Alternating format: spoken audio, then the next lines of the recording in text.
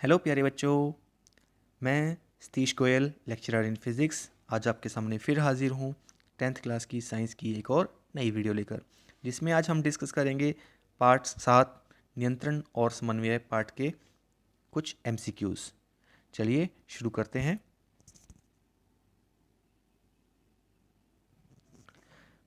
पहला प्रश्न है, जिब्रेलिन है।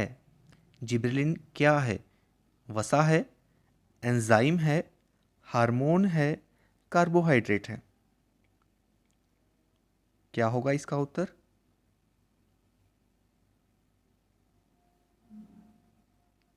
हार्मोन है। जिब्रेलिन क्या है? एक हार्मोन है। चलिए दूसरे प्रश्न की ओर।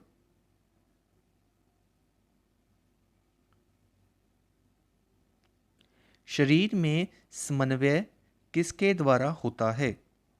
तंत्रिका तंत्र, अंतःस्रावी तंत्र, तंत्रिका तंत्र एवं अंतःस्रावी तंत्र, इनमें से कोई नहीं। समन्वय क्या होता है? कोऑर्डिनेशन। कोऑर्डिनेशन का मतलब होता है तालमेल, कह सकते हो आप। वो किसके द्वारा होता है? तंत्रिका तंत्र, अंतःस्रावी तंत्र, तंत्रिका तंत्र एवं अंतःस्रावी तंत्र, इनमें से कोई नहीं। सही उत्तर क्या है देखते हैं।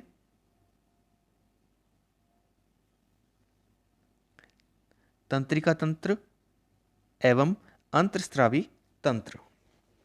शरीर में जो समन्वय होता है वो तंत्रिका तंत्र एवं अंतःस्रावी तंत्र द्वारा होता है। चलिए तीसरे प्रश्न की ओर।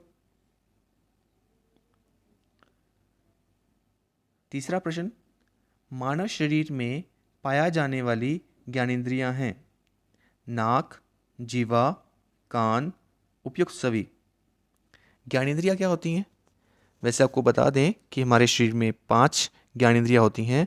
ज्ञानेंद्रियां आपको बता दें कि ज्ञानेंद्रियां क्या होती हैं। ज्ञानेंद्रियां वो इंद्रियां होती हैं हमारे शरीर की जिनसे हमें बाहर से किसी भी प्रकार की सूचना या अनुभव प्राप्त होता है। जैसे नाक से हम क्या करते हैं? सूंघते हैं। जीवा से हम क्या करते हैं? टेस्ट करते हैं, स्वाद चखते हैं। कान से हम सुनते हैं। और आँख से हम देखते हैं। त्वचा से हम क्या करते हैं? स्पर्श का अनुभव करते हैं। ये सब 5 ज्ञानेंद्रियां होती हैं। अब ऑप्शन के अंदर पूछा गया है 3 ज्ञानेंद्रियां दी हुई हैं, चौथे में उपयुक्त सभी दिया हुआ है। तो आपका आंसर क्या बनेगा कि हमारे मानव शरीर में पाई जाने वाली ज्ञानेंद्रियां कौन सी हैं इनमें से? तो चौथा आंसर बन जाता है आपका उपयुक्त सभी। सही उत्तर उपयुक्त सभी।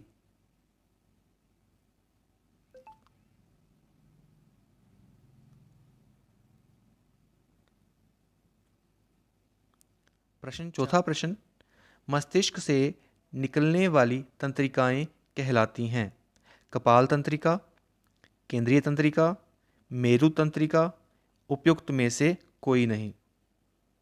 बताइए इसका क्या ऑप्शन आएगा? कपाल तंत्रिका। ठीक है, याद रखिए कपाल मस्तिष्क से जुड़ा हुआ है और मस्तिष्क से निकलने वाली जो तंत्रिकाएं होती हैं उन्हें क्या बोला जाता है? कपाल तंत्रिका।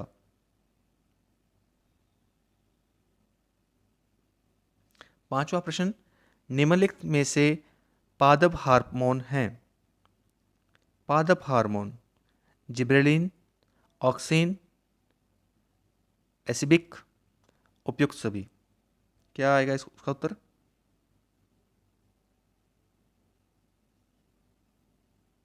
पादप हार्मोन की बात चल रही है तो वो क्या है? सारे ही ये पादप हार्मोन है। छठा प्रश्न, छुई मुई की पत्ती की गति होती है। छुई मुई की पत्ती की गति होती है निशाना कुंचन, प्रकाशना कुंचन, कंपाणु कुंचन, उपयुक्त सभी। मतलब छुई मुई का पौधा आपने देखा है, जो जस्ट उसको हल्का सा टच भी करते हैं वो थोड़ा सा सिकुड़ जाता है, देखा होगा आपने। तो इसकी जो गति गति का मतलब ये नहीं कि चलने की बात कर रहे हैं, यहाँ गति की बात चल रही है कि वो जैसे ही इसको हम छूते हैं तो उसमें क्या परिवर्तन आते हैं, उसके आकार में, उसकी जो आकृति में क्या परिवर्तन आते हैं उसकी बात कर रहे हैं। तो क्या उत्तर आएगा इसका? कंपाणु कुंचन। कंपानुकुंचन मतलब जैसे उसके पास कुछ वाइब्रेशंस आती हैं, टचिंग आती है, देन वो सिकुड़ के छोटा सा हो जाता है, बाद में दोबारा फिर वो अपनी स्थिति ग्रहण कर सकता है। 7वां प्रश्न है, कौन सा हार्मोन रुधिर में शर्करा के स्तर को नियंत्रित करता है? शर्करा यानी कि आप शुगर कह सकते हैं। जैसे आपने सुना होगा कई हमारे आसपास के लोगों को या हमारे कई बार रिलेटिव्स को भी शुगर हो चुकी होती है। शुगर एक बीमारी है, ठीक है, जिसे हम इंग्लिश में जो प्रॉपर नाम है उसका डायबिटीज़ कहते हैं हम उसको। और डायबिटीज़ क्या होता है एक्चुअल में, हमारे शरीर में जो एक हार्मोन होता है उसकी कमी हो जाती है। और वो हार्मोन करता क्या है वैसे, हमारे शरीर के अंदर जो शुगर लेवल होता है उसको बनाए रखता होता है, उसको प्रॉपरली शुगर को प्रॉपरली ब्रेकअप करके उसको उसके कंपोनेंट्स में तोड़ रहा होता है। और जब उस हार्मोन की कमी हो जाती है तब क्या होता है, हमारे शरीर में शुगर का जो लेवल है वो डिसबैलेंस हो जाता है। तो वो याद होगा आपको, जो आपके रिलेटिव्स हैं या आपके जो नॉन्स हैं, आपने उनको देखा होगा एक इंजेक्शन लगाते होते हैं। याद है किस चीज़ का इंजेक्शन लगाते हैं? क्या बोलते हैं कि जी इस चीज़ का इंजेक्शन लगा रहे हैं? कई लोग तो बोल रहे हैं शुगर का इंजेक्शन लगा रहे हैं, लेकिन कई एक पार्टिकुलर नाम भी बोलते हैं, मेडिसिन का नाम भी बोलते हैं। सोचिए। जी हाँ, आपने बिल्कुल सही सोच रहे हैं, इंसुलिन का इंजेक्शन लगा रहे होते हैं। तो यहाँ पर कौन सी ऑप्शन आएगी? Gibberellin, auxin, abscisic, abscisic, insulin hormone. तो क्या ऑप्शन आएगी आपके पास? Insulin hormone. बिल्कुल सही उत्तर दिया आपने, इंसुलिन हार्मोन।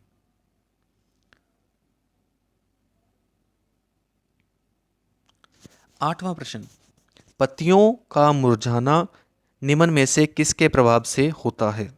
पत्तियों का मुरझाना निम्न में से किसके प्रभाव से होता है? Gibberellin, auxin, abscisic, insulin hormone. बताइए।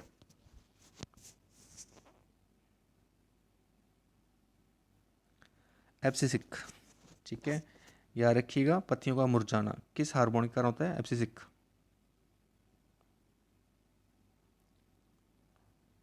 नौवां प्रश्न है, मानव मस्तिष्क के किस भाग को बड़ा मस्तिष्क भी कहा जाता है? बड़ा मस्तिष्क, मध्य मस्तिष्क, पश्च मस्तिष्क, अग्र मस्तिष्क या उपयुक्त सभी? किस भाग को कहा जाता है बड़ा मस्तिष्क? मानव मस्तिष्क के किस भाग को बड़ा मस्तिष्क कहा जाता है? चलिए सही उत्तर देखते हैं, अग्र मस्तिष्क। जो मनुष्य के मस्तिष्क का आगे वाला भाग होता है उसको हम बड़ा मस्तिष्क भी कहते हैं। 10वां प्रश्न है, शरीर की सबसे बड़ी अंतःस्रावी ग्रंथि का क्या नाम है? शरीर की सबसे बड़ी अंतःस्रावी ग्रंथि का नाम है पीयूष ग्रंथि, एड्रिनल ग्रंथि, थायराइड ग्रंथि, उपयुक्त में से कोई भी नहीं। ऑप्शन एक बार फिर सुन लीजिए, पीयूष ग्रंथि, एड्रिनल ग्रंथि, थायराइड ग्रंथि, उपयुक्त में से कोई नहीं। तो बच्चों सबसे बड़ी ग्रंथि कौन सी होती है? जो अंतःस्रावी ग्रंथि होती है वो कौन सी है?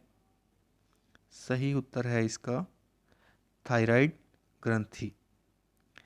तो बच्चों याद रखिए, हमारे मानव शरीर के अंदर सबसे बड़ी अंतःस्रावी ग्रंथि कौन सी है? थायराइड ग्रंथि। तो बच्चों आज आपने इस वीडियो के अंदर 10th क्लास के नियंत्रण एवं समन्वय पाठ के कुछ MCQs डिस्कस किए, और इस पाठ के MCQs के अलावा बहुत से और MCQs भी हैं जो आप अपने टीचर और NCERT बुक की हेल्प से सॉल्व करने की कोशिश करेंगे।